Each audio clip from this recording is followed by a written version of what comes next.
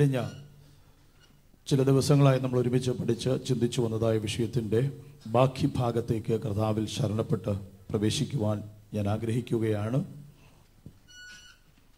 നമ്മൾ കഴിഞ്ഞ ചില ആഴ്ചകളായി പഠിച്ചു വന്നൊരു വിഷയമാണ് യേശുക്രിസ്തുവിൻ്റെ പുനരാഗമനം എന്ന വിഷയം.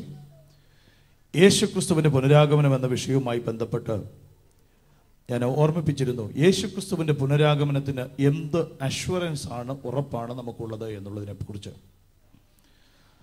ഞാൻ നിങ്ങളോട് പറഞ്ഞിരുന്നു. യേശുക്രിസ്തുവിൻ്റെ പുനരാഗമനത്തിൻ്റെ ഉറപ്പ് ഒന്ന്, യേശു കർത്താവ് പറഞ്ഞു, ഞാൻ പോയി സ്ഥലമൊരുക്കിയാൽ ഞാൻ ഇരിക്കുന്ന ഇടത്ത് നിങ്ങളും ഇരിക്കേണ്ടതിന് വീണ്ടും വന്ന് ചേർക്കും. അതുപോലെ തന്നെ യേശു കർത്താവിൻ്റെ ശിഷ്യന്മാർ, അപ്പോസ്തലനായ പൗലോസ്, പത്രോസ്, യോഹന്നാൻ, ഇവരും പറഞ്ഞു, യേശു കർത്താവ് തൻ ഗംഭീരനാദത്തോടെ, പ്രധാന ദൂതന്റെ ശബ്ദത്തോടെ, ദൈവത്തിന്റെ കാഹളത്തോടെ യേശു കർത്താവ് വരുമെന്ന്. ഒലിവുമലയിൽ നിൽക്കുന്ന ശിഷ്യന്മാരുടെ അടുക്കലേക്ക് രണ്ട് മനുഷ്യർ ഇറങ്ങി വന്നിട്ട് പറഞ്ഞു, ഗലീല പുരുഷന്മാരെ, നിങ്ങൾ ആകാശത്തിലേക്ക് നോക്കി നിൽക്കുന്നത് എന്ത്? നിങ്ങളെ വിട്ട് സ്വർഗാരോഹണം ചെയ്ത് യേശു പോയതുപോലെ തന്നെ മടങ്ങി വരുമെന്ന്. യേശുക്രിസ്തുവിൻ്റെ മടങ്ങിവരവിൻ്റെ ഉറപ്പെന്ന് പറയുന്നത് യേശു പറഞ്ഞ വാക്ക്, ദൂതന്മാർ പറഞ്ഞ വാക്ക്, അപ്പോസ്തലന്മാർ പറഞ്ഞ വാക്ക്, പഴയ നിയമ പ്രവാചകന്മാർ പറഞ്ഞ വാക്ക്, ഇതൊക്കെയാണ് യേശു കർത്താവ് പറഞ്ഞിരിക്കുന്നതായ ഉറപ്പ്. യേശുക്രിസ്തുവിന്റെ പുനരാഗമനവുമായി ബന്ധപ്പെട്ട് ഞാൻ നിങ്ങളുമായിട്ട് സംസാരിച്ചിരുന്നു. യേശുക്രിസ്തുവിന്റെ പുനരാഗമനത്തിന് രണ്ട് ഭാഗങ്ങളാണുള്ളത്. ഒന്ന്, യേശുക്രിസ്തുവിന്റെ മധ്യാകാശ വരവെന്നും രണ്ട്, യേശുക്രിസ്തുവിന്റെ മഹത്വ പ്രത്യക്ഷതയെന്നും. മധ്യാകാശ വരവിന്റെ ഉദ്ദേശം എന്താണ്, മധ്യാകാശ വരവിൽ എന്താണ് സംഭവിക്കുന്നത് എന്നുള്ള കാര്യങ്ങൾ ഓർമ്മിപ്പിച്ചു. മഹത്വ പ്രത്യക്ഷത എന്ന് പറഞ്ഞാൽ എപ്പോഴാണ് നടക്കുന്നത്, അതിന്റെ ഉദ്ദേശം എന്താണെന്ന് ഞാൻ ഓർമ്മിപ്പിച്ചു.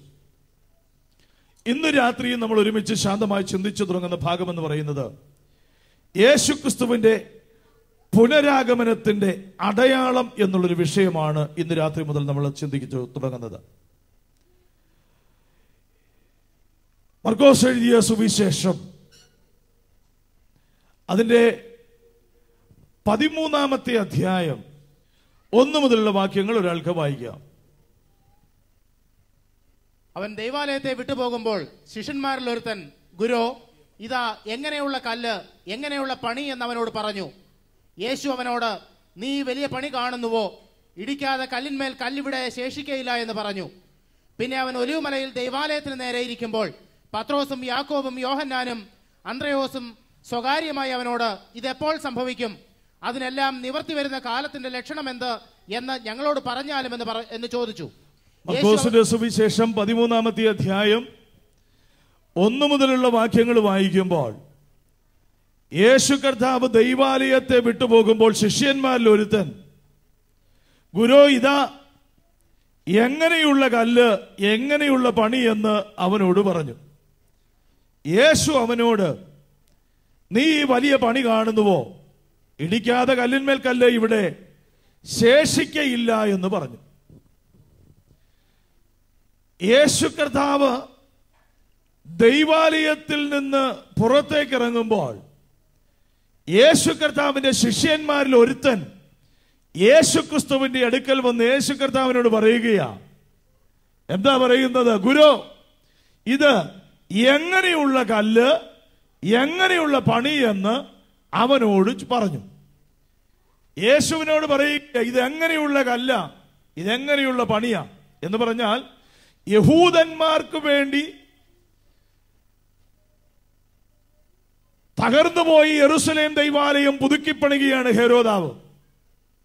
ഹെരോദാവ് ഇത് പുതുക്കിപ്പണിയുമ്പോൾ തൻ്റെ പദവിക്കും തൻ്റെ സമ്പത്തിനും അനുസരിച്ചുള്ള നിലയിൽ ഈ ആലയത്തിന്റെ പണി വളരെ പകിട്ടോടെ ചെയ്യുന്നത് യേശുവിന്റെ ശിഷ്യന്മാർ വളരെ സന്തോഷത്തോടെ കാണുന്നു. പള്ളിയിൽ നിന്ന് പുറത്തേക്ക് ഇറങ്ങിയപ്പോൾ യേശു കർത്താവിനെ വിളിച്ച് ശിഷ്യന്മാരിൽ ഒരുത്തൻ യേശു കർത്താവിനോട് പറയുകയാണ്, നിങ്ങൾ കുഞ്ഞുങ്ങളെ ഒന്ന് ശ്രദ്ധിക്കണേ, ഇവിടെ ശ്രദ്ധിച്ചിരിക്കുക, ഇതെങ്ങനെയുള്ള പണി, എങ്ങനെയുള്ള കല്ല് എന്ന് പറഞ്ഞു. യേശു അവനോട്, നീ ഈ വലിയ പണി കാണുന്നുവോ? ഇടിക്കാതെ കല്ലിന്മേൽ കല്ല് ഇവിടെ ശേഷിക്കുകയില്ല എന്ന് യേശു പറഞ്ഞു. യേശു ഇത് പറഞ്ഞപ്പോൾ മുതൽ ശിഷ്യന്മാരുടെ ഹൃദയത്തിന്റെ അകത്ത് ഒരു വലിയ ആകാംക്ഷയാണ്. യേശുക്രിസ്തുവിന്റെ ജനനത്തിന് ആയിരക്കണക്കിന് വർഷങ്ങൾക്ക് മുൻപ് യേശുക്രിസ്തുവിന്റെ പ്രസംഗ ശൈലി എങ്ങനെയായിരിക്കുമെന്ന് പ്രവാചകന്മാർ പ്രവചിച്ചു. ആ പ്രവചനത്തിൽ ഒരു പ്രവചനമായിരുന്നു അവൻ ഉപമകളിൽ കൂടി പ്രസംഗിക്കും എന്നുള്ളത്. ഇവിടെ യേശുക്രിസ്തുവിന്റെ മടങ്ങിവരവുമായി ബന്ധപ്പെട്ട് യേശു കർത്താവ് പറയുന്ന ഒരടയാളമാണ് ഇസ്രായേലിയ അടയാളം. ഇസ്രായേലിയ അടയാളം എന്താണെന്ന് പറയുന്നതിന് മുൻപ് യേശുക്രിസ്തുവിന്റെ പുനരാഗമനത്തെ കുറിച്ച് ഒരു വാക്കുകൂടെ ഞാനൊന്ന് പറയട്ടെ. ലോകത്തിൽ ഇന്നുള്ള പ്രബലമായ 3 വിഭാഗങ്ങളാണ്. 1 ക്രിസ്ത്യാനികൾ, 2 മുസ്ലിം സഹോദരങ്ങൾ, 3 യഹൂദന്മാർ. ഈ 3 വിഭാഗത്തിലുള്ള ആൾക്കാരും ഒരുപോലെ വിശ്വസിക്കുകയും പ്രതീക്ഷിക്കുകയും ചെയ്യുന്ന ഒരു വലിയ പ്രാധാന്യമുള്ള പ്രത്യാശയുടെ വിഷയമാണ് യേശുക്രിസ്തുവിന്റെ മടങ്ങിവരവ് എന്ന് പറയുന്നത്. എന്ന് പറഞ്ഞാൽ യഹൂദന്മാർ പറയുന്നത് ഞങ്ങളുടെ മശിഹ വരും, ക്രിസ്ത്യാനികൾ പറയുന്നത് ഞങ്ങളുടെ കർത്താവായ യേശുക്രിസ്തു വരും, മുസ്ലിം സഹോദരങ്ങൾ പറയുന്നത് ഈസാ നബി വരും. അപ്പോൾ യേശുക്രിസ്തുവിന്റെ വരവിന്റെ അടയാളമായി യേശു കർത്താവ് പറയുകയാ, ആലയം കല്ലിന്മേൽ കല്ല് ശേഷിക്കത്തില്ല. അത് എപ്പോൾ സംഭവിക്കുമെന്ന് യേശു കർത്താവിനോട് ചോദിക്കുമ്പോൾ യേശു കർത്താവ് പറയുന്ന തന്റെ പുനരാഗമനത്തിന്റെ അടയാളമായി യേശു പറയുകയാണ്, നിങ്ങൾ അത്തിയെ നോക്കി ഒരു ഉപമ പഠിപ്പീൻ. അതിന്റെ കൊമ്പ് ഇളതായി ഇല തളിർക്കുമ്പോൾ വേനലെടുത്തു എന്ന് നിങ്ങൾ അറിയുന്നുവല്ലോ. അങ്ങനെ നിങ്ങൾ ഇത് സംഭവിക്കുന്നത് കാണുമ്പോൾ അവനടുക്ക വാതിക്കൽ തന്നെ ആയിരിക്കുന്നു എന്ന് അറിഞ്ഞുകൊള്ളുക.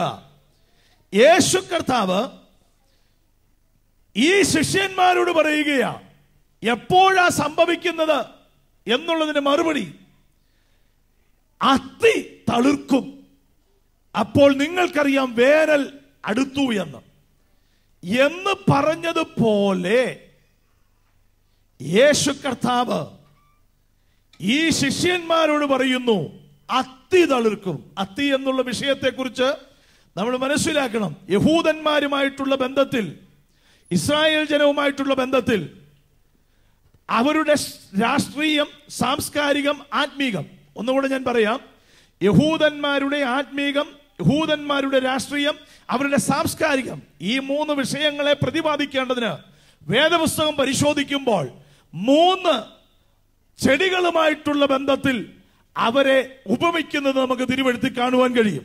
വായിച്ചാട്ടെ, യെശയ്യാവിന്റെ പുസ്തകം 5-ാമത്തെ അധ്യായം അതിന്റെ 1 മുതലുള്ള വാക്യങ്ങൾ. യെശയ്യാവ് 5-ന്റെ 7 മുതലുള്ള വാക്യങ്ങൾ, അല്ല 1 മുതലുള്ള വാക്യങ്ങൾ. ഞാൻ എന്റെ പ്രിയതമന് അവന്റെ മുന്തിരിത്തോട്ടത്തെ കുറിച്ച് എന്റെ പ്രിയന്റെ പാട്ട് പാടും. എന്റെ പ്രിയതമൻ ഏറ്റവും ഫലവത്തായ ഒരു കുന്നിന്മേൽ ഒരു മുന്തിരിത്തോട്ടമുണ്ടായിരുന്നു. അവൻ അതിന് വേലി കെട്ടി അതിലെ കല്ല് പെറുക്കിക്കളഞ്ഞു. അതിൽ നല്ല വക മുന്തിരിവള്ളി നട്ടു. നടുവിലൊരു ഗോപുരം പണിതു, ഒരു ചക്കുമിട്ടു. മുന്തിരിവള്ളി കായ്ക്കുമെന്ന് അവൻ കാത്തിരുന്നു. കായ്ച്ചതോ കാട്ടുമുന്തിരി അത്രേ. ആകയാൽ യെരൂശലേം നിവാസികളും യഹൂദ പുരുഷന്മാരുമായുള്ളവരെ, എനിക്കും എന്റെ മുന്തിരിത്തോട്ടത്തിന് മധ്യേ വിധിപ്പീൻ. ഞാൻ എന്റെ മുന്തിരിത്തോട്ടത്തിൽ ചെയ്തിട്ടുള്ളതല്ലാതെ ഇനി അതിൽ എന്ത് ചെയ്യുവാനുള്ളൂ? മുന്തിരിങ്ങ കായ്ക്കുമെന്ന് ഞാൻ കാത്തിരുന്നാറേ, അത് കാട്ടുമുന്തിരിങ്ങ കായ്ച്ചതെന്ത്? ആകയാൽ വരുവേൻ, ഞാൻ എന്റെ മുന്തിരിത്തോട്ടത്തോട് എന്തു ചെയ്യുമെന്ന് നിങ്ങളോട് അറിയിക്കാം. ഞാൻ അതിന്റെ വേലി പൊളിച്ചു കളയും, അത് തിന്നുപോകും. ഞാൻ അതിന്റെ മതിൽ ഇടിച്ചു കളയും, അത് ചവിട്ടി മെതിച്ചു പോകും. ഞാൻ അതിനെ ശൂന്യമാക്കും, അത് വള്ളിത്തല മുറിക്കാതെയും കിളിർക്കാതെയും ഇരിക്കും, കിളയ്ക്കാതെയും ഇരിക്കും. പറക്കാരെയും മുള്ളും അതിൽ മുളയ്ക്കും. അതിൽ മഴ പെയ്യിക്കരുതെന്ന് ഞാൻ മേഘങ്ങളോട് കൽപ്പിക്കും. സൈന്യങ്ങളുടെ യഹോവയുടെ മുന്തിരിത്തോട്ടം ഇസ്രായേൽ ഗൃഹവും അവന്റെ മനോഹരമായ നടുത്തല യഹൂദ പുരുഷന്മാരുമാകുന്നു. സൈന്യങ്ങളുടെ യഹോവയുടെ മുന്തിരിത്തോട്ടം ആരാണ്? പ്രവാചകൻ പറയുകയാണ്, അത് ഇസ്രായേൽ ഗൃഹവും അവന്റെ മനോഹരമായ നടുതല യഹൂദ പുരുഷന്മാരുമാണ്. എന്ന് പറഞ്ഞാൽ യഹൂദരുമായിട്ടുള്ള ബന്ധത്തിൽ, അവരുടെ ആത്മീക ജീവിതത്തോടുള്ള ബന്ധത്തിൽ ഉപമിക്കുമ്പോൾ മുന്തിരിയോട് ഉപമിച്ചു പറയുന്നു. ഇനി റോമാലേഖനം 11-ാമത്തെ അധ്യായം എടുത്ത് പരിശോധിക്കുമ്പോൾ അതിന്റെ 15 മുതലുള്ള വാക്യങ്ങൾ നിങ്ങളൊന്ന് വായിച്ചേ. അവരുടെ ഭ്രംശം ലോകത്തിന്റെ നിരപ്പിന് ഹേതുവായി എങ്കിൽ അവരുടെ അംഗീകരണം മരിച്ചവരുടെ ഉയർപ്പെന്നല്ലാതെ എന്താകും? ആദ്യ ഭാഗം വിശുദ്ധമെങ്കിൽ പിണ്ഡം മുഴുവനും വിശുദ്ധം തന്നെ. വേർ വിശുദ്ധമെങ്കിൽ കൊമ്പുകളും അങ്ങനെ തന്നെ. കൊമ്പുകളിൽ ചിലത് ഒടിച്ചിട്ട് കാട്ടൊലിവായ നിന്നെ കാട്ടൊലിവായ നിന്നെ അവയുടെ ഇടയിൽ ഒട്ടിച്ചു ചേർത്തു. ഒലിവ് മരത്തിന്റെ ഫലപ്രദമായ വേരിന് പങ്കാളിയായി തീർന്നുവെങ്കിലും ഒലിവ് മരത്തിന്റെ ഫലപ്രദമായ വേരിന് നിന്നെ പങ്കാളിയാക്കി തീർത്തു എന്ന് ഇവിടെ അപ്പോസ്തലനായ പൗലോസ് പറയുമ്പോൾ അവരുടെ സാംസ്കാരിക നിലവാരത്തെ കുറിക്കുന്നതാണ് ഒലിവെന്ന് പറയുന്നത്. അപ്പോൾ യഹൂദനെ വേദപുസ്തകത്തിൽ ആത്മീക നിലവാരം മുന്തിരിവള്ളിയോടും അവരുടെ സാംസ്കാരികമായ നിലവാരത്തെ ഒലിവിനോട് ചേർക്കുമ്പോൾ മത്തായി എഴുതിയ സുവിശേഷം 24-ാം അധ്യായം 32-ാമത്തെ വാക്യത്തിൽ യേശു അത്തിയെ നോക്കി ഒരു ഉപമ പഠിപ്പീൻ. വായിച്ചേ 24-32. അത്തിയെ നോക്കി ഒരു ഉപമ പഠിപ്പീൻ. അതിന്റെ കൊമ്പ് ഇളതായി ഇല തളിർക്കുമ്പോൾ വേനൽ അടുത്തു എന്ന് നിങ്ങൾ അറിയുന്നുവല്ലോ. അങ്ങനെ നിങ്ങൾ ഇതൊക്കെയും കാണുമ്പോൾ അവൻ അടുക്ക വാതിൽക്കൽ തന്നെ ആയിരിക്കുന്നു എന്ന് അറിഞ്ഞുകൊള്ളുവേൻ. അത്തിയെ നോക്കി ഒരു ഉപമ പഠിപ്പീൻ. അതിന്റെ കൊമ്പിളതായി ഇല തളിർക്കുമ്പോൾ വേനലെടുത്തു എന്ന് നിങ്ങൾ അറിയുന്നുവല്ലോ. അങ്ങനെ നിങ്ങൾ ഇതൊക്കെയും കാണുമ്പോൾ അവൻ അടുക്കെ വാതിൽക്കൽ തന്നെ ആയിരിക്കുന്നു എന്ന് അറിയണം. യേശു കർത്താവിന്റെ അടുക്കൽ സ്വകാര്യമായി വന്ന് 4 ശിഷ്യന്മാർ ചോദിച്ചു, ഈ കല്ല് എങ്ങനെയുണ്ട്? ആലയത്തിന്റെ പണി എങ്ങനെയുണ്ട്? നീ പറഞ്ഞല്ലോ ഇത് കല്ലിന്മേൽ കല്ല് ശേഷിക്കാതെ ഇടിഞ്ഞു പോകുമെന്ന്. അങ്ങനെയെങ്കിൽ അത് എപ്പോഴായിരിക്കുമെന്ന് ചോദിച്ചപ്പോൾ യേശു കർത്താവ് അനവധി അടയാളങ്ങളെ കുറിച്ച് പറഞ്ഞിട്ട് അതിനകത്ത് വളരെ പ്രാധാന്യമുള്ള ഒരു അടയാളമായി യേശു പറഞ്ഞതാണ് ഇസ്രായേലി അടയാളം. എന്താണ് ഇസ്രായേലി അടയാളം? ഇന്ന് ലോകത്ത് നമ്മൾ പരിശോധിച്ചാൽ മിഡിൽ ഈസ്റ്റിന്റെ മധ്യഭാഗത്ത് സ്ഥിതി ചെയ്യുന്ന യഹൂദന്മാരുമായിട്ടുള്ള ബന്ധത്തിൽ ലോകം മുഴുവൻ ഉറ്റുനോക്കുന്ന ഒരു സ്ഥലമാണ് യെരുസലേം എന്ന് പറയുന്ന പട്ടണം. യഹൂദന്മാരുടെ ജീവിതം, അവിടെ നടക്കുന്ന സംഭവ വികാസങ്ങൾ, ഇതുമായി ബന്ധപ്പെട്ട എല്ലാ വിഷയങ്ങളും യേശുക്രിസ്തുവിന്റെ പുനരാഗമനവുമായി ബന്ധപ്പെട്ട് വേദപുസ്തകം പഠിക്കുന്ന ഏതൊരു മനുഷ്യനും മനസ്സിലാക്കുവാൻ കഴിയും. കരങ്ങൾ ഉയർത്തി സ്വതന്ത്രം പറഞ്ഞാട്ട് ഇന്ന് രാത്രി നിങ്ങളെല്ലാം മനസ്സിലാക്കേണ്ട ഒരു വലിയ സത്യം എന്ന് പറയുന്നത്, അത്തിയെ നോക്കി ഒരു ഉപമ പഠിക്കാൻ പറഞ്ഞാൽ അത്തി തളിർക്കും. യേശു ഇത് പറയുന്നത് AD 27 കാലഘട്ടത്തിലാണ്. AD 27 കാലഘട്ടത്തിൽ ഇതിന്റെ കമ്പ് ഉണങ്ങി നിൽക്കുന്ന സമയമാണ്. യേശു ശിഷ്യന്മാരോട് ഒലിവുമലയിൽ ഇരുന്നുകൊണ്ട് യെരുശലേമിനെ നോക്കിക്കൊണ്ട് പറഞ്ഞു, അത്തി തളിർക്കും എന്ന് പറയുന്ന കാലഘട്ടം യഹൂദനെ സംബന്ധിച്ച് രാഷ്ട്രീയമായി കരിഞ്ഞു നിൽക്കുന്ന സമയം. ഒരല പോലും ഇല്ല. എന്താ കാര്യമെന്ന് ചോദിച്ചാൽ, യേശു ഇത് പ്രവചിക്കുന്ന സമയം യഹൂദന് ഒരു രാഷ്ട്രമില്ല. യേശു ഇത് പ്രവചിക്കുന്ന സമയം യഹൂദന് ഒരു രാജാവില്ല, യഹൂദന് ഒരു സൈന്യമില്ല. എല്ലാ നിലയിലും ആകെ കരിഞ്ഞുണങ്ങി വരണ്ട സമയത്തായിരിക്കുമ്പോൾ യേശു പറയുക, എന്റെ വരവിന്റെ അടയാളം എന്താണെന്ന് ചോദിച്ചാൽ യേശുവിന്റെ മറുപടി ഇതാണ്, അത്തി തളിർക്കുന്ന ഒരു സമയം വരും എന്ന് പറഞ്ഞാൽ രാഷ്ട്രീയപരമായി യഹൂദൻ ഒന്നുകൂടെ പുനരുത്ഥാനം ചെയ്യുന്നൊരു സമയം വരും. അത് കാണുമ്പോൾ നിങ്ങൾ മനസ്സിലാക്കിക്കോ, ഇതിന്റെ എല്ലാം ആരംഭം കുറിക്കുകയാണ്. Praise the lord, hallelujah. നിങ്ങൾ ഇസ്രായേലിന്റെ ചരിത്രം നിങ്ങളൊന്ന് സംക്ഷിപ്തമായിട്ടൊന്ന് മനസ്സിലാക്കണം. ഇസ്രായേലിന്റെ ചരിത്രം എന്ന് പറയുന്നത് ഉൽപ്പത്തിയുടെ പുസ്തകം 12-ാമത്തെ അധ്യായം 1-ാമത്തെ വാക്യം നമ്മൾ പരിശോധിക്കുമ്പോൾ, കൽദയുടെ ഊരിൽ വിഗ്രഹ കച്ചവടക്കാരനായി ജീവിച്ച അബ്രഹാമിനോട് സ്വർഗത്തിലെ ദൈവം പറഞ്ഞു, നിന്റെ പിതൃഭവനത്തെ ചാർച്ചക്കാരെ വിട്ടുപുറപ്പെട്ട് കാണിപ്പാനിരിക്കുന്ന ദേശത്തേക്ക് നീ പോകണം. അബ്രഹാം 75 വയസ്സുള്ള അബ്രഹാം തന്റെ ഭാര്യയായ സാറയും കൂട്ടി ഈ കൽദയുടെ ഊരിൽ നിന്ന്, കൽദയുടെ ഊരിൽ പ്രത്യേകത എന്താ വെച്ചാൽ വളരെ സമ്പുഷ്ടമായിരിക്കുന്ന ഒരു ദേശമാണ്. ഇതെല്ലാം വിട്ടിട്ട് കാണിപ്പാനിരിക്കുന്ന ദേശത്തേക്ക് അബ്രഹാം പുറപ്പെടുമ്പോൾ അബ്രഹാമിനോട് പരിശുദ്ധനായ ദൈവം പറഞ്ഞു, അബ്രഹാമേ, നിനക്ക് ഞാനൊരു ശാശ്വതമായ അവകാശം തരും, നിന്റെ സന്തതിയെ ഞാൻ അവിടെ പാർപ്പിക്കും എന്നൊക്കെ പറഞ്ഞ് അനവധി വാഗ്ദാനങ്ങൾ പറഞ്ഞ് അബ്രഹാം ഇറങ്ങി പുറപ്പെട്ടു. അങ്ങനെ 99-ാമത്തെ വയസ്സായപ്പോൾ അബ്രഹാമിന് സാറയിൽ 99-ാമത്തെ വയസ്സിൽ ഇസഹാക്ക് എന്നൊരു മകൻ ജനിച്ചു. ഈ ഇസഹാക്ക് വളർന്നു, വിവാഹം ചെയ്തു, അവനൊരു മകൻ ജനിച്ചു. അവന്റെ പേര് യാക്കോബ് എന്ന. ഈ യാക്കോബ് വളർന്നു, അവൻ വിവാഹം ചെയ്തു, അവന് മക്കൾ ജനിച്ചു. 12 കുഞ്ഞുങ്ങൾ. അവർ വിവാഹം ചെയ്തു, അവരും ഭാര്യമാരായി, മക്കളായി. ഈ യാക്കോബിന്റെ 12 മക്കളെ ദൈവം അനുഗ്രഹിച്ചു. അവര് പിൽക്കാലത്ത് ഇസ്രായേൽ എന്ന പേരിൽ അറിയപ്പെട്ടു. ഈ 12 മക്കൾ പിൽക്കാലത്ത് 12 കുടുംബങ്ങൾ, 12 ഗോത്രങ്ങളായി. ഈ 12 ഗോത്രങ്ങൾ ഒരുമിച്ച് ഒരു രാജ്യമായിട്ട് അങ്ങോട്ട് മാറി. അവരെ വിളിക്കുന്ന പേരാണ് ഇസ്രായേൽ എന്ന പേര്. ഈ ഇസ്രായേൽ ജനത്തോട് സ്വർഗത്തിലെ ദൈവം പറഞ്ഞ വാഗ്ദാനമാണ്, നിങ്ങളുടെ അപ്പൻ കൽദേന്റെ ഊര് വിട്ട് വിശ്വാസത്താൽ കാണിപ്പാനിരിക്കുന്ന ദേശത്തേക്ക് പോകുന്നത് കൊണ്ട് ഞാൻ അനുഗ്രഹിക്കും എന്ന് പറഞ്ഞത്. അങ്ങനെ ഇവരോട് പറഞ്ഞ അനുഗ്രഹത്തിന്റെ വാക്യങ്ങൾ കൂടി ഒന്ന് വായിക്കാം. യോശുവയുടെ പുസ്തകം 1-ാമത്തെ അധ്യായം 1 മുതൽ 4 വരെയുള്ള വാക്യങ്ങൾ ഒന്ന് വായിച്ചേ. യഹോവയുടെ ദാസനായ മോശയുടെ മരണശേഷം യഹോവ നൂന്റെ മകനായി മോശയുടെ ശുശ്രൂഷകനായ യോശുവയോട് അരുളി ചെയ്തത്, എന്റെ ദാസനായ മോശ മരിച്ചു. ആകയാൽ നീയും ഈ ജനമൊക്കെയും പുറപ്പെട്ട് യോർദാനക്കരെ ഞാൻ ഇസ്രായേൽ മക്കൾക്ക് കൊടുക്കുന്ന ദേശത്തേക്ക് കടന്നു പോകുവിൻ.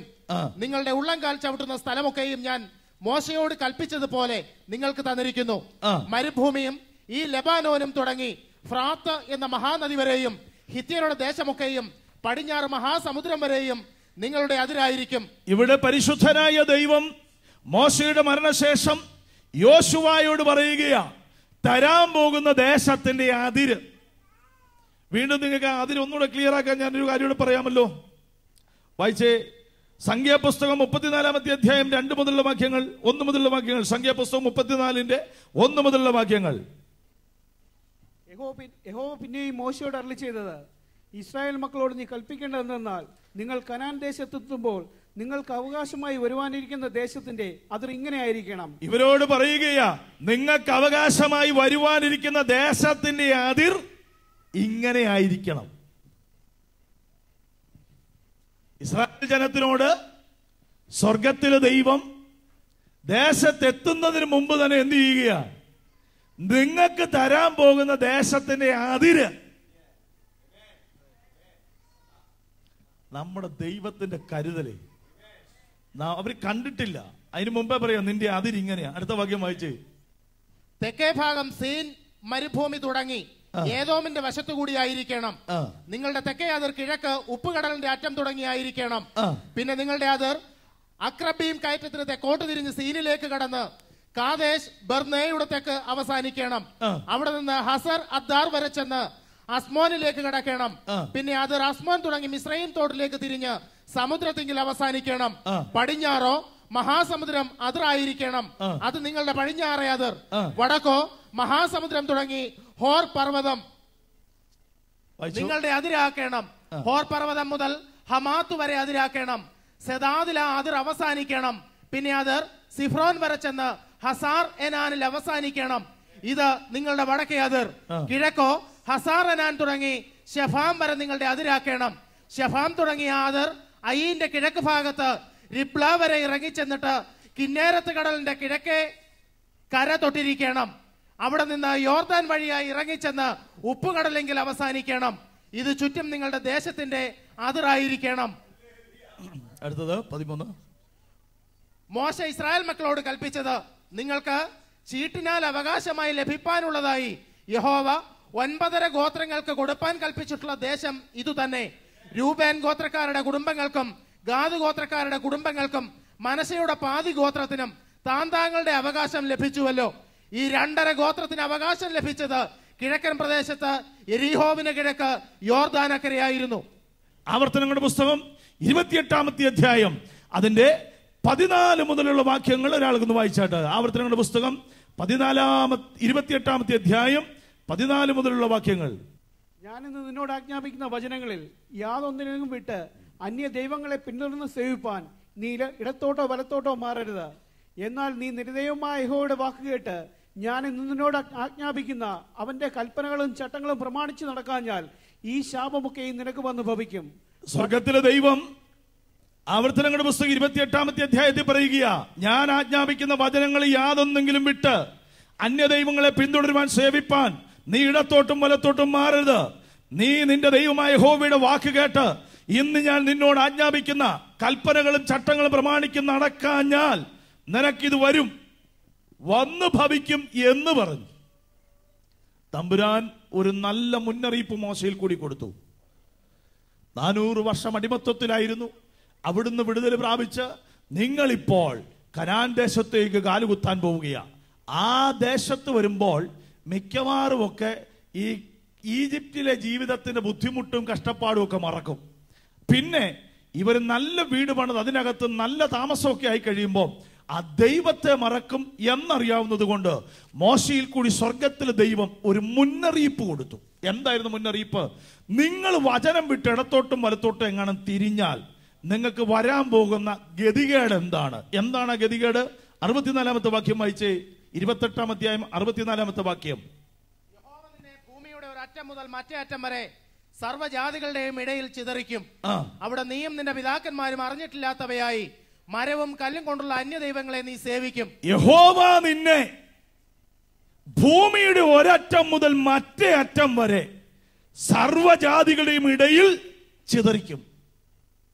കനാൻ ദേശത്തേക്ക് ചെന്ന് കയറി ദൈവത്തെ മറന്ന് ജാതീയ ആചാരങ്ങളിലേക്ക് തിരിഞ്ഞുപോയ ജനം പിന്നെ എന്ത് സംഭവിച്ചു എന്ന് ചോദിച്ചാൽ, നിങ്ങൾ ചരിത്രം ശരിക്കും മനസ്സിലാക്കി പഠിച്ചാൽ, ഇസ്രായേൽ ജനം ഈ കനാൻ ദേശത്ത് ചെന്ന് കഴിഞ്ഞപ്പോൾ ദൈവം അവർക്ക് ന്യായാധിപന്മാരെ ആക്കി കൊടുത്തു.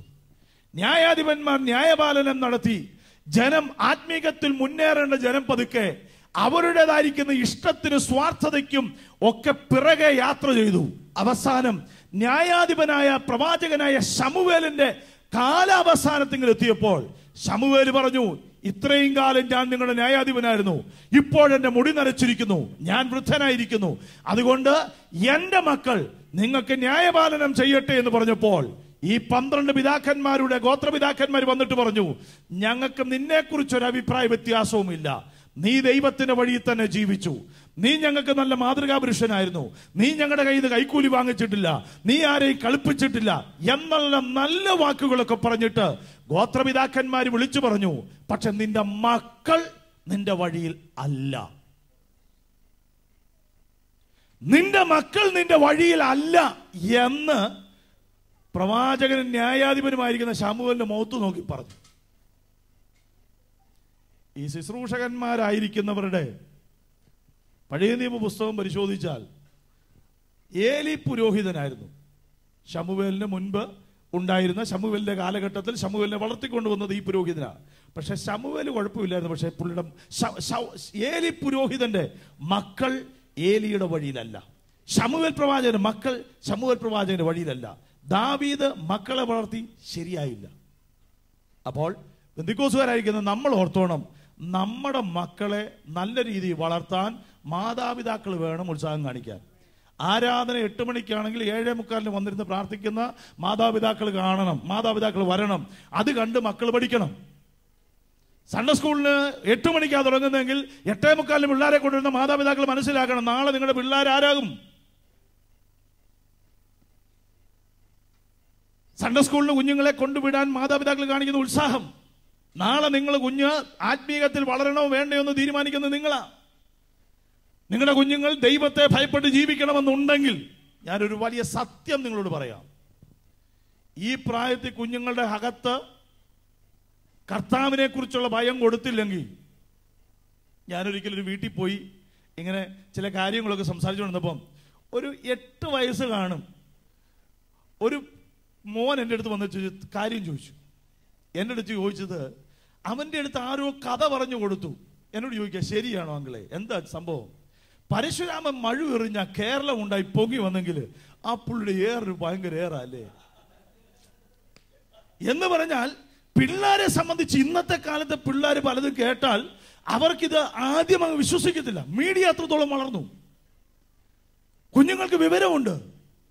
നിങ്ങൾ ഇന്ന് യേശുവിനെ കുറിച്ച് കുഞ്ഞുങ്ങളുടെ ഉള്ളിൽ പറഞ്ഞു കൊടുക്കാൻ ഈ സമയത്ത് വേദപുസ്തകം പറയുന്നത് ബാലൻ നടക്കേണ്ടുന്ന വഴിയെ അവനെ അഭ്യസിപ്പിക്കുക.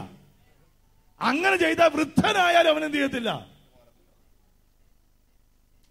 15 വയസ്സ് 12 വയസ്സ് കഴിഞ്ഞിട്ട് കുഞ്ഞുങ്ങളെ ദൈവഭയത്തിൽ വളർത്താമെന്ന് ആരെങ്കിലും വിചാരിക്കുന്നു എങ്കിൽ സംസാരിക്കാൻ നാവെടുക്കുമ്പോൾ തൊട്ട് യഹോവ എന്റെ ഇടയനാകുന്നു എന്ന സങ്കീർത്തനം പഠിപ്പിക്കണം. ദുഷ്ടന്മാരുടെ ആലോചന പ്രകാരം പാപികളുടെ വഴി നിൽക്കത്തില്ല എന്ന സങ്കീർത്തനം പഠിപ്പിക്കണം. സമയത്തിരുത്തി പ്രാർത്ഥിക്കാൻ പഠിപ്പിക്കണം. ഇതൊക്കെ പഠിപ്പിക്കാൻ നിങ്ങൾ മാതാപിതാക്കൾ ഇന്ന് തയ്യാറാകുന്നില്ലെങ്കിൽ 12 വയസ്സ് കഴിയുമ്പം അവര് പറയും ഞാൻ സമയത്ത് പിന്നെ വരാമെന്ന് പറയും. അന്ന് നമ്മൾ ഇവരുടെ പുറകെ നടന്നിട്ട് കാര്യമില്ല. അതുകൊണ്ട് ഇപ്പോൾ നിങ്ങൾ മാതാപിതാക്കൾ ഇത് മനസ്സിലാക്കുക. ചരിത്രത്തിലേക്ക് മടങ്ങി വരട്ടെ. ഇസ്രായേൽ ജനം കനാൻ ദേശത്തെത്തി. അവർക്ക് അതിരെല്ലാം സ്വർഗത്തിന് ദൈവം പറഞ്ഞു കൊടുത്തു. അങ്ങനെ ന്യായാധിപന്മാരുടെ കാലത്തുങ്കൽ ശമൂവേലിന്റെ ശുശ്രൂഷ അവസാനിക്കുമ്പോൾ മക്കളെ ന്യായാധിപന്മാരായിട്ട് വേണ്ട എന്ന് ഇസ്രായേൽ ഗോത്ര പിതാക്കന്മാർ പറഞ്ഞപ്പോൾ ഞങ്ങൾക്ക് രാജാവിനെ വേണമെന്ന് പറഞ്ഞു. ഓക്കെ, അവരുടെ ആഗ്രഹപ്രകാരം ശൗൽ എന്ന രാജാവിനെ വാഴിച്ചു. ശൗൽ ശുശ്രൂഷയിൽ വിശ്വസ്തനല്ലാത്തത് കൊണ്ട് ശൗലിന്റെ ശുശ്രൂഷ പകുതിക്ക് അവസാനിപ്പിച്ചിട്ട് ദാവീദിനെ എഴുന്നേൽപ്പിച്ചു. ദാവീദ് ജീവനോടിരിക്കുമ്പോൾ തന്നെ ദാവീദിന്റെ മകനായിരിക്കുന്ന സോളമന് ആ രാജകീയ പദവി കൊടുത്തു. ഈ സോളമൻ രാജാവ് മരിച്ചതോടുകൂടി ഈ 12 ഗോത്രങ്ങൾ ഉൾപ്പെട്ടു നിന്നിരുന്ന കനാൻ എന്ന് പറയുന്ന ദേശം 2ആയിട്ട് വിഭജിച്ചു. ഇസ്രായേൽ എന്ന് 10 രാജ്യങ്ങളും യഹൂദ്യ എന്ന് 2 ഗോത്രങ്ങളും വിഭജിച്ചു നിന്നു. 2 പേർക്കും 2 രാജാവ്. ഏകദേശം 600ഓളം വർഷങ്ങൾ കനാൻ ദേശത്ത് രാജകീയ ഭരണത്തിൽ ന്യായാധിപന്മാരുടെ കീഴിൽ ജീവിച്ചു വന്ന യഹൂദന്മാരുടെ തകർച്ച തുടങ്ങുകയാണ്. ഈ ആവർത്തനങ്ങളുടെ പുസ്തകം 28-ാമത്തെ അധ്യായം 64-ാമത്തെ വാക്യത്തിൽ പറയുന്നത് പോലെ ഭൂമിയുടെ ഒരറ്റം മുതൽ മറ്റേ അറ്റം വരെ സർവ്വജാതികളുടെയും ഇടയിൽ നിങ്ങൾ ചിതറിക്കപ്പെടുമെന്ന് പറയുന്ന തിരുവെഴുത്തു പോലെ അശൂർ രാജാവ് ഇസ്രായേൽ ദേശത്തെ കീഴ്പ്പെടുത്തുകയും യഹൂദിയ ദേശത്തെ ബാബിലോണിയർ കീഴ്പ്പെടുത്തുകയും അങ്ങനെ ഈ രാജ്യം ബാബിലോണിയരുടെയും അശൂരൻസിന്റെയും അടിമത്വത്തിലേക്ക് പോയി. അങ്ങനെ ഇവരിങ്ങനെ അടിമത്വത്തിൽ ജീവിക്കുന്ന കാലഘട്ടത്തിൽ വീണ്ടും സ്വർഗത്തിലെ ദൈവം ഇവരോട് കരുണ ചെയ്തിട്ട് വീണ്ടും പ്രവാചകനെ എഴുന്നേൽപ്പിച്ചു. വായിച്ചേ, ഒരു വാക്യം വായിച്ചാട്ട്. യെരമ്യാവിന്റെ പുസ്തകം 30-ാമത്തെ അധ്യായം 1 മുതലുള്ള വാക്യങ്ങൾ. യഹോവയെങ്കിൽ നിന്ന് യിരെമ്യാവിനുണ്ടായ അരുളപ്പാടെന്തെന്നാൽ, ഇസ്രായേലിന്റെ ദൈവമായ യഹോവ ഇപ്രകാരം അരുളി ചെയ്യുന്നു, ഞാൻ നിന്നോട് അരുളി ചെയ്തിരിക്കുന്ന സകല വചനങ്ങളെയും ഒരു പുസ്തകത്തിൽ എഴുതി വെക്കുക. ഞാൻ ഇസ്രായേലും യഹൂദായുമായ എന്റെ ജനത്തിന്റെ പ്രവാസം മാറ്റുവാനുള്ള കാലം വരും എന്ന് യഹോവയുടെ അരുളപ്പാട്. ഞാൻ അവരുടെ പിതാക്കന്മാർക്ക് കൊടുത്ത ദേശത്തേക്ക് അവരെ മടക്കി വരുത്തും, അവർ അതിനെ കൈവശമാക്കുമെന്ന് യഹോവയുടെ അരുളപ്പാട്. യിരെമ്യാവിനോട് പ്രവാസത്തിലിരിക്കുന്ന സമയം പരിശുദ്ധനായ ദൈവം പറഞ്ഞു, നീ ഇസ്രായേൽ ജനത്തിന്റെ ഇടയിൽ പോയി അവരോട് പ്രവചിക്കണം. എന്താണ് പ്രവചിക്കേണ്ടത്? ഇസ്രായേലിന്റെ ദൈവമായ യഹോവ അരുളി ചെയ്യുന്നു, ഞാൻ നിന്നോട് അരുളി ചെയ്തിരിക്കുന്ന സകല വചനങ്ങളും ഒരു പുസ്തകത്തിൽ എഴുതി വെക്കണം. എന്തുകൊണ്ടാണ് പുസ്തകത്തിൽ എഴുതി വെക്കേണ്ടത് ചോദിച്ചാൽ, വരുന്ന തലമുറയ്ക്ക് കാലങ്ങൾക്ക് മുമ്പ് അടിമത്വത്തിൽ ഇരിക്കുമ്പോൾ പരിശുദ്ധനായ ദൈവം വെളിപ്പാടുകൾ കൂടി യിരെമ്യാവിനോട് പറഞ്ഞ പ്രവചനം നിവൃത്തീകരിക്കുന്ന ഒരു കാലം വരും എന്ന ദൂത് അടുത്ത തലമുറയ്ക്ക് കൈമാറണമെങ്കിൽ ഇതെഴുതി വെക്കണം. എന്താണ് പ്രവചനം? ഇസ്രായേലും യഹൂദയുമായ എന്റെ ജനത്തിന് പ്രവാസം മാറ്റുവാനുള്ള കാലം വരും എന്ന് യഹോവയുടെ അരുളപ്പാട്. ഞാൻ അവരുടെ പിതാക്കന്മാർക്ക് കൊടുത്ത ദേശത്തേക്ക് അവരെ മടക്കി വരുത്തും, അവരതിനെ കൈവശമാക്കും എന്ന് യഹോവയുടെ അരുളപ്പാട്. ഈ പ്രവചനം യിരെമ്യാവ് പ്രവചിക്കുമ്പോൾ ഇസ്രായേൽ ജനം ബാബിലോണിയർക്ക് അടിമകളാണ്. അശൂർ രാജാവിന്റെ അടിമത്വത്തിൽ നിന്ന് പിന്നീട് അവർ ബാബിലോണിയർക്ക് അടിമകളായി. നിങ്ങളൊന്ന് മനസ്സിലാക്കണേ, ബാബിലോൺ എന്ന് പറയുന്ന ഇറാഖ്, ഈ കൽദയുടെ ഊരിൽ നിന്ന് അപ്പൻ അബ്രഹാം ഇറങ്ങിപ്പോന്നതിന്റെ നന്മയാ സ്വർഗത്തിൽ ദൈവം പറഞ്ഞത്, നിന്റെ തലമുറയ്ക്ക് ഞാന് കനാൻ ദേശം കൊടുക്കാമെന്ന്. ആ ദേശത്ത് കൊണ്ടുവന്ന് താമസിപ്പിച്ചപ്പോൾ അപ്പന്റെ ദൈവത്തെ മറന്ന് വിഗ്രഹങ്ങളുടെ പുറകെ പോയപ്പോൾ നേരെ എന്ത് ചെയ്തു? അവിടെ നിന്ന് പറിച്ച് ഇവരെ തിരിച്ച് അപ്പൻ വിട്ടിട്ട് പോന്ന ദേശത്തേക്ക് ഇവർ വന്നെത്തി. ഇങ്ങനെ ഇവര് ബാബിലോണിയർക്ക് അടിമകളായി, അവിടെയും പിന്നെയും അവര് പേർഷ്യൻസിന് അടിമകളായി. യേശു ക്രിസ്തുവിന്റെ കാലമെത്തുമ്പോൾ റോമാക്കാർക്ക് അടിമകളാണ് യഹൂദ ജനം. പക്ഷേ ഈ റോമാക്കാർക്ക് അടിമകളായി ഇസ്രായേൽ ജനമായിരിക്കുമ്പോൾ റോമാക്കാർ അവരോടൊരു ഔദാര്യം കാണിച്ചു. എന്താണ് ഔദാര്യം എന്ന് ചോദിച്ചാൽ, വിവിധ ദേശങ്ങളിൽ ചിതറപ്പെട്ട് അടിമത്വത്തിലായിരുന്ന ഇസ്രായേൽ ജനത്തോട് പറഞ്ഞു, നിങ്ങളുടെ പിതാക്കന്മാരുടെ ദേശത്ത് നിങ്ങൾക്ക് വന്ന് താമസിക്കാം. 1, വില കൊടുത്ത് സ്ഥലം വാങ്ങണം. 2, നിങ്ങൾക്ക് സേവന നികുതിയുണ്ട്, ആദായ നികുതിയുണ്ട്. നിങ്ങൾ താമസിക്കാനും കുടിക്കാനും നടക്കാനുമുള്ള ബിസിനസ് ചെയ്യുന്ന സകല കാര്യത്തിനും റോമാക്കാർക്ക് നികുതി കൊടുത്ത് ജീവിക്കുന്ന കാലഘട്ടത്തിലാണ് യേശു ക്രിസ്തു പരസ്യ ശുശ്രൂഷയിൽ യെരൂശലേം ദൈവാലയത്തിന്റെ ഓപ്പോസിറ്റ് ഒലിവുമലയിൽ ഇരുന്നുകൊണ്ട് ശിഷ്യന്മാരോട് പറയുകയാ, അത്തി തളിർക്കുന്ന ഒരു കാലം വരും. പ്രവാചക പുസ്തകത്തിൽ യിരെമ്യാവിൽ കൂടി പരിശുദ്ധനായ ദൈവം പറഞ്ഞു, ഇസ്രായേലും യഹൂദിയുമായി എന്റെ ജനത്തിന്റെ പ്രവാസം മാറ്റുവാനുള്ള കാലം വരും. ഞാൻ അവരുടെ പിതാക്കന്മാർക്ക് കൊടുത്ത ദേശത്തേക്ക് ഞാൻ അവരെ മടക്കി വരുത്തും, അവർ അതിനെ കൈവശമാക്കുമെന്ന് യഹോവയുടെ അരുളപ്പാട്. അങ്ങനെ ഈ പ്രവചനം ഇവരുടെ അകത്ത് കിടപ്പുണ്ട്. യഹൂദന്മാർക്ക് നന്നായിട്ടറിയാം, ഞങ്ങളുടെ അപ്പന്മാരുടെ ദേശം ഞങ്ങളുടെ കൈകളിൽ നിന്ന് നഷ്ടപ്പെട്ടു പോയത് ഞങ്ങൾക്ക് തിരികെ കൊണ്ടുവന്ന് ദൈവം തരുന്ന ഒരു കാലമുണ്ട് എന്ന് നന്നായി ഇവർക്കറിയാവുന്നത് കൊണ്ട് യേശു പറഞ്ഞ ഈ പ്രവചനം ഇവരുടെ അകത്തുണ്ട്. ഞാൻ പറഞ്ഞല്ലോ, 600 വർഷം ഈ യഹൂദന്മാർ കനാൻ ദേശത്ത് താമസിച്ചതാ. ന്യായാധിപന്മാർ ഇവരെ ഭരിച്ചു, രാജാക്കന്മാർ ഭരിച്ചു, നന്നായി ഇവർ ജീവിച്ചതാ. പക്ഷെ ഇപ്പോൾ ഈ ഇസ്രായേൽ എന്ന് പറയുന്ന അത്തി കരിഞ്ഞു നിൽക്കുന്ന സമയമാണ്. കാരണം ഓരോ കാലത്ത് അശൂരുകാരുടെ അടിമത്വം, ബാബിലോണിയരുടെ അടിമത്വം, പേർഷ്യൻ സാമ്രാജ്യത്തിന്റെ അടിമത്വം, റോമാക്കാരുടെ അടിമത്വം, ഇങ്ങനെ ഓരോ അടിമത്വത്തിന്റെ കീഴത്തിൽ ഇവർ ഞെരിഞ്ഞ് അമർന്ന് തകർന്ന് ജീവിക്കുന്ന കാലഘട്ടത്തിൽ AD 27 യേശു പറഞ്ഞു, നിങ്ങൾക്ക് ഒരു കാലം വരാൻ പോകുന്നുണ്ട്, ആ കാലം അത്തി തളിർക്കും. യേശു ഇത് പറഞ്ഞ് യേശു കർത്താവ് യേശുവിന്റെ മരണത്തിന് ശേഷം യേശു പുനരുത്ഥാനം ചെയ്ത് സ്വർഗമഹോന്നതങ്ങളിലേക്ക് പോയി. AD 70 ആയപ്പോൾ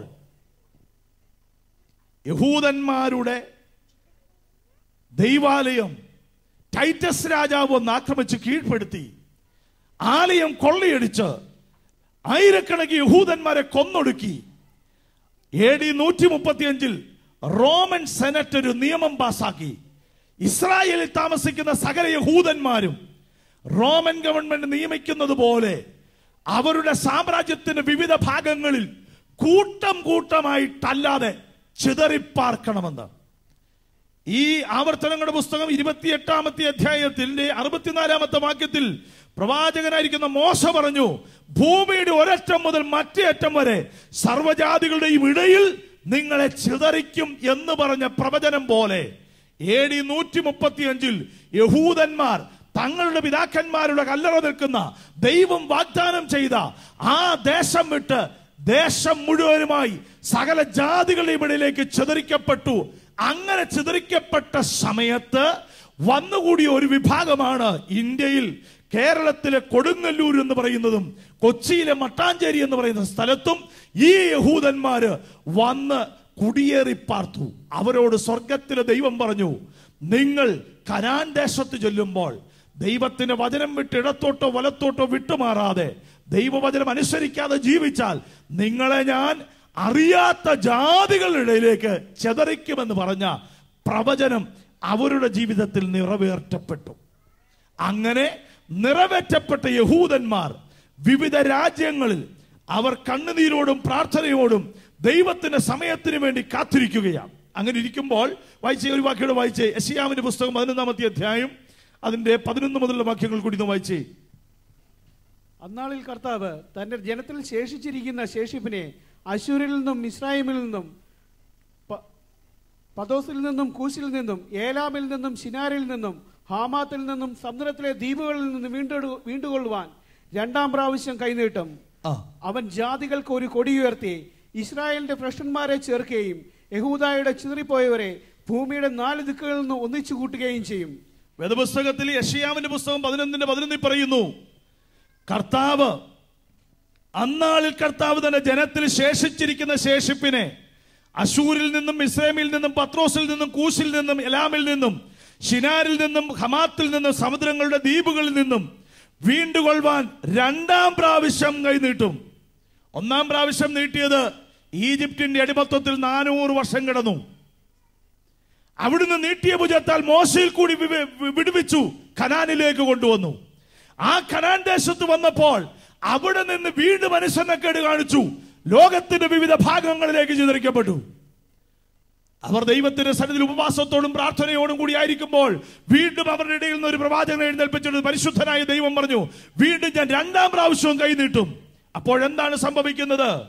അശൂരിൽ നിന്നുള്ള ശേഷിപ്പ്, മിസ്രൈം, പത്രോസ്, കൂശ്, എലാമ്, ശിനാര്, ഹമാത്ത്, സമുദ്രങ്ങളിലെ ദ്വീപുകൾ വീണ്ടുകൊള്ളുവാൻ രണ്ടാം പ്രാവശ്യം കൈനീട്ടും. അവൻ ജാതികൾക്കൊരു കൊടി ഉയർത്തും. ഇസ്രായേലിന്റെ ഭ്രഷ്ടന്മാരെ ചേർക്കും. യഹൂദയുടെ ചിതറിപ്പോയവരെ ഭൂമിയുടെ 4 ദിക്കുകളിൽ നിന്നും ഒന്നിച്ചു കൂട്ടിച്ചേർക്കും. ദൈവത്തിന്റെ വചനം ആകാശം മാറിപ്പോയാലും ഭൂമി ഒഴിഞ്ഞു പോയാലും കർത്താവ് പറഞ്ഞ കർത്താവ് അത് ചെയ്തിരിക്കും.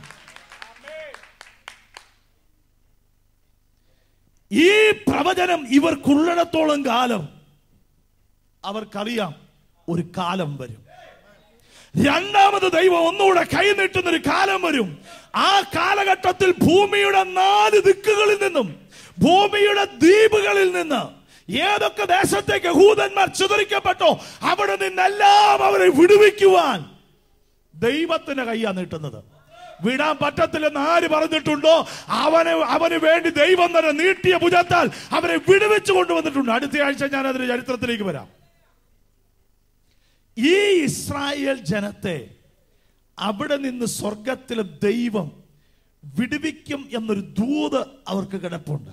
ഞാനൊരു ചരിത്ര സത്യം നിങ്ങളോട് പറയാം. ഈ ദൈവത്തിന്റെ ജനത്തെ തൊടാൻ ആരൊക്കെ കൈ നീട്ടിയിട്ടുണ്ടോ, ആരൊക്കെ തകർക്കാൻ ശ്രമിച്ചിട്ടുണ്ടോ, അവര് തകർന്നിട്ടേ ഉള്ളൂ, ഇവൻ തകർന്നിട്ടില്ല. ഒന്നുകൂടെ ഞാൻ പറയാം. ഈ സമൂഹത്തെ തകർക്കാൻ ബാബിലോണിയ സാമ്രാജ്യം വന്നു. ഇന്ന് ബാബിലോൺ സാമ്രാജ്യം എവിടെ? ഇവരെ തകർക്കാൻ അശൂർ സാമ്രാജ്യം വന്നു. ഇന്ന് അശൂർ സാമ്രാജ്യം എവിടെ?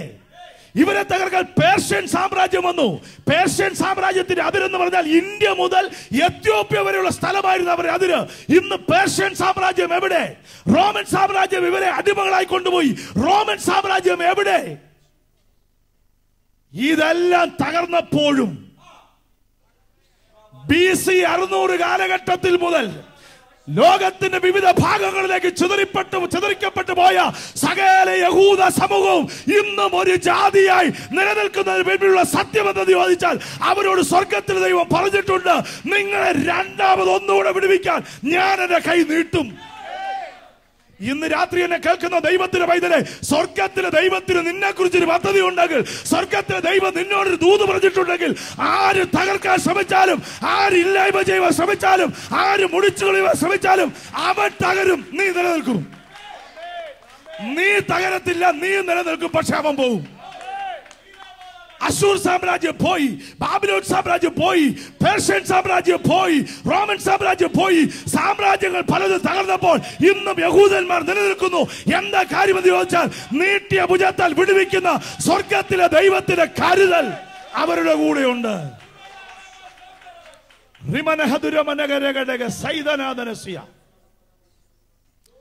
ഇവരുമായിട്ട് യുദ്ധത്തിൽ ഏർപ്പെട്ട സൈന്യം ചരിത്രം പരിശോധിച്ചാൽ ഹിത്യർ ഇവരുമായിട്ട് യുദ്ധം ചെയ്തു.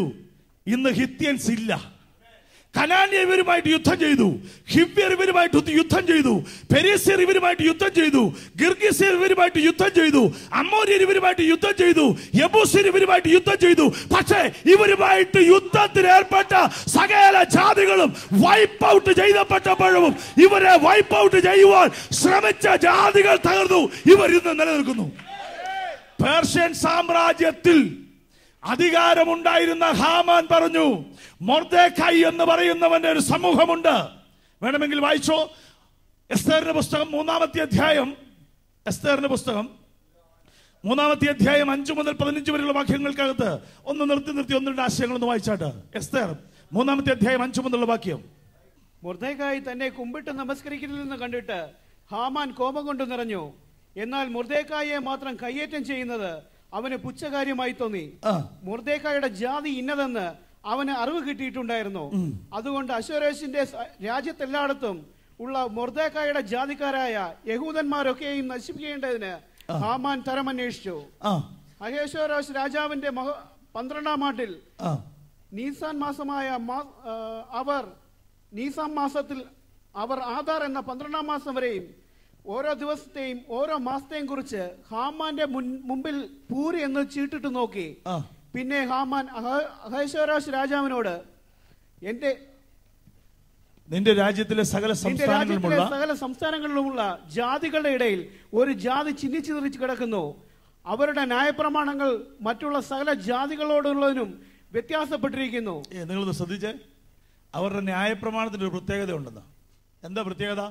മറ്റ് ജാതികളുടെ പ്രമാണങ്ങളിൽ നിന്ന് ഒരു വ്യത്യാസം. ഇവർക്ക് അസൂയ വരാൻ കാര്യം ഇതാ, അവരുടെ പ്രമാണത്തിന് വ്യത്യാസം. താഴ്ത്തു വായിച്ചു. അവർ രാജാവിന്റെ പ്രമാണങ്ങളെ അനുസരിക്കുന്നതുമില്ല. അതുകൊണ്ട് അവരെ അങ്ങനെ വിടുന്നത് രാജാവിന് യോഗ്യമല്ല. രാജാവിന് സമ്മതമുണ്ടെങ്കിൽ അവരെ നശിപ്പിക്കേണ്ടതിന് സന്ദേശം എഴുതി അയക്കണം. എന്നാൽ ഞാൻ കാര്യവിചാരകന്മാരുടെ കയ്യിൽ 10,000 താലന്ത് വെള്ളി രാജാവിന്റെ ഭണ്ഡാരത്തിലേക്ക് കൊടുത്തയക്കാമെന്ന് പറഞ്ഞു. അപ്പോൾ രാജാവ് തന്റെ മോതിരം കയ്യിൽ നിന്ന് മൂരി ആഗാഗിനായ ഹമ്മെദാദയുടെ മകനായി യഹൂദന്മാരുടെ ശത്രുവായ ഹാമാന് കൊടുത്തു. രാജാവ് ഹാമാനോട്, ഞാൻ ആ വെള്ളിയെയും ആ ജാതിയെയും നിനക്ക് ദാനം ചെയ്യുന്നു, ഇഷ്ടം പോലെ ചെയ്തു കൊള്ളുക എന്ന് പറഞ്ഞു. അങ്ങനെ 1-ാം മാസം 13-ാം തീയതി രാജാവിന്റെ രായസക്കാരെ വിളിച്ചു. ഹാമാൻ കൽപ്പിച്ചതുപോലെയൊക്കെയും അവർ രാജപ്രതിനിധികൾക്കും ഓരോ സംസ്ഥാനത്തിലെ ദേശാധിപതികൾക്കും അതത് ജനത്തിന്റെ പ്രഭുക്കന്മാർക്കും അതത് സംസ്ഥാനത്തിലേക്ക് അവിടുത്തെ അക്ഷരത്തിലും അതത് ജനത്തിന് അവരുടെ ഭാഷയിലും എഴുതി. അഹശ്വേരോശ് രാജാവിന്റെ നാമത്തിൽ അതെഴുതി രാജമോതിരം കൊണ്ട് മുദ്രയിട്ടു. ആധാർ മാസമായ 12-ാം മാസം 13-ാം തീയതി തന്നെ സകല യഹൂദന്മാരെയും ആബാലവൃദ്ധം കുഞ്ഞുങ്ങളെയും സ്ത്രീകളെയും കൂടെ നശിപ്പിച്ചു കൊന്നുമുടിക്കുകയും അവരുടെ വസ്തുവക കൊള്ളയിടുകയും ചെയ്യണമെന്ന് സകല യഹൂദന്മാരെയും ആബാലവൃദ്ധം കുഞ്ഞുങ്ങളെയും സ്ത്രീകളെയും കൂടെ നശിപ്പിച്ചു കൊന്നുമുടിക്കുകയും അവരുടെ വസ്തുവക കൊള്ളയിടുകയും ചെയ്യണമെന്ന് രാജാവിന്റെ സകല സംസ്ഥാനങ്ങളിലേക്കും അഞ്ചൽക്കാർക്ക് വശം എഴുത്തു കൊടുത്തു വിട്ടു. ധാരപുള്ളി എന്നറിയാമോ? പേർഷ്യൻ സാമ്രാജ്യത്തിന്റെ ആളാ, ഇറാന്റെ ആളാ. പുള്ളി അന്ന് ഇന്നേക്ക് 2500 പരം വർഷങ്ങൾക്ക് മുൻപ് ഇവരെ ഇല്ലായ്മ ചെയ്യുവാൻ, ഈ സാമ്രാജ്യം എന്ന് പറഞ്ഞാൽ അന്നത്തെ 120 രാജ്യങ്ങൾ ചേർന്നതാണ് പേർഷ്യൻ സാമ്രാജ്യത്തിന്റെ ഭൂപടം. 120 രാജ്യങ്ങൾ. ഞാൻ പറഞ്ഞല്ലോ, ഇന്ത്യ മുതൽ എത്യോപ്യ വരെയുള്ള ഏകദേശ സ്ഥലം ഇവരുടെ അടിമത്വത്തിലിരിക്കുമ്പോൾ ഇവർ തീരുമാനിച്ചു, ഇവരെ സകലതിനെയും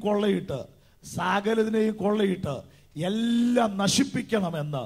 ഇന്നേക്ക് 2500 വർഷങ്ങൾക്ക് മുൻപ് പറഞ്ഞു എങ്കിൽ ഈ കാലഘട്ടത്തിൽ ഈ പ്രസ്താവന നടത്തുന്ന ഇപ്പോഴത്തെ അഹമ്മദ് നിജാദ് എന്ന് പറയുന്ന വ്യക്തി ഇവരെ വൈപ്പ് ഔട്ട് ചെയ്യണമെന്ന് പറയുമ്പോൾ ഒരു കാര്യം മനസ്സിലാക്കിക്കോണം, ഇവരുടെ അപ്പൂപ്പന്മാരുടെ കാലത്ത് തൊട്ട് തുടങ്ങിയ പണിയാ. പക്ഷേ ഇന്ന് ഇവര് നിലനിൽക്കുന്നതിന് മുൻപിൽ ഒരു വലിയ സത്യം എന്ന് പറയുന്നത്, പ്രവാചകൻ പറഞ്ഞു, ദൈവം ഇവരെ വിടുവിക്കാൻ കൈനീട്ടും. സമയം തീരുന്നതുകൊണ്ട് ഒരു കാര്യം നിങ്ങൾ മനസ്സിലാക്കിക്കോ, സ്വർഗത്തിലെ ദൈവം ഇവരോട് പറഞ്ഞിട്ടുണ്ട്, നിങ്ങളുടെ ശേഷിപ്പുകൾ, നിങ്ങളെ ഇല്ലായ്മ ചെയ്യാൻ, വൈപ്പ് ഔട്ട് ചെയ്യാൻ എല്ലാവരും ശ്രമിക്കും. പക്ഷെ അതിനകത്തൊരു ശേഷിപ്പിനെ ഞാൻ സൂക്ഷിക്കും. ആ ശേഷിപ്പിനെ കൊണ്ട് ഞാൻ ഈ ദേശത്ത് കൊണ്ടുവരും. ഈ ദേശത്ത് നിങ്ങൾ പാർക്കും. നിങ്ങളോട് ഞാൻ പറഞ്ഞ് നിങ്ങൾക്ക് ഞാൻ എഴുതി തന്നിരിക്കുന്ന അതിരുകൾ മുഴുവൻ കിഴക്ക് വടക്ക് പടിഞ്ഞാറുള്ള 4 ദിക്കുകളിലെയും അതിര് ഞാൻ എഴുതി തന്നതാണെങ്കിൽ ഇവിടെ ഞാൻ നിങ്ങളെ താമസിപ്പിക്കും. യേശു കർത്താവ് ഒലിവുമലയിൽ ഇരുന്നു കൊണ്ട് ശിഷ്യന്മാരോട് പറഞ്ഞു, ഒരു കാലം വരുന്നുണ്ട്. ഏതാണ് ആ കാലം? അത്തി തളിർക്കുന്ന കാലം. എന്നാണ് അത്തി തളിർത്തത്? തളിർക്കുവാനുണ്ടായ സാഹചര്യം എന്ത്? ഇത്യാദി വിഷയങ്ങളെക്കുറിച്ച് അടുത്ത ആഴ്ചയിൽ ഓർമ്മിപ്പിക്കാം. ദൈവം നിങ്ങളെ സഹായിക്കട്ടെ.